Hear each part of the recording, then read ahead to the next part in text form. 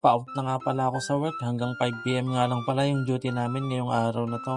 Subalit dito nga mga guys, ipababa na ako ng company namin, nasa 5th floor pa kasi yung department ko. Tapos yung time in tsaka time out namin ay nasa baba pa. Subalit dito nga ay nakababa na din ako at pa-out na din dito sa my guard house. Diyan nga lang pala kami nagta-time in tsaka nagta-time out. Fast forward nga pala mga guys, nandito na ako sa my dorm namin. Subalit dito nga magbe-base na ako tapos pupunta agad ako sa may parking dahil kaming naka-schedule ng linis sa may garahe.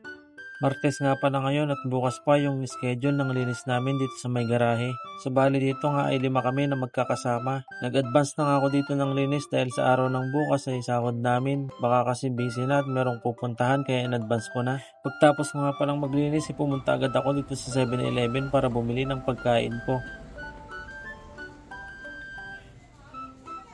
Bali dito nga pala mga kabayan ay tinitignan ko dito kung nasaan yung grilled chicken na gustong gusto ko.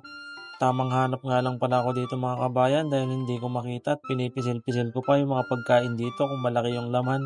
Yung mga pagkain nga pala ng mga yan mga kabayan ay ready to eat na. Tatanungin ka nga pala ng cashier kung ipapainit ba kapag magbabayad ka na. Pero yung pagpapainit ay walang charge yon.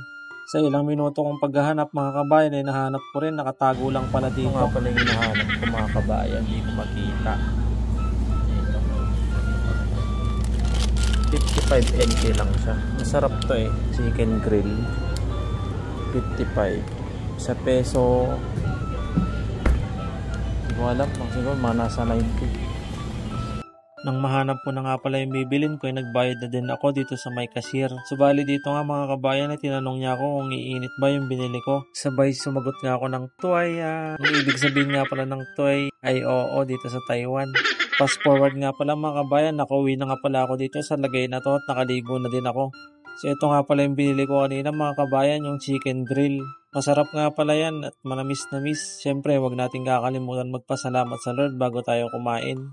Kumuha nga lang din pala ako ng kanin din sa may company namin dahil maraming sobra tuwing break time namin. At dahil wala na din kaming overtime dito sa company namin, nakakatipid na rin ako kasi nakakakuha ako ng pagkain dito sa may company namin. So paano mga kabayan, hanggang dito na lang pala ng video na to, kaya maraming salamat sa panonood ninyo.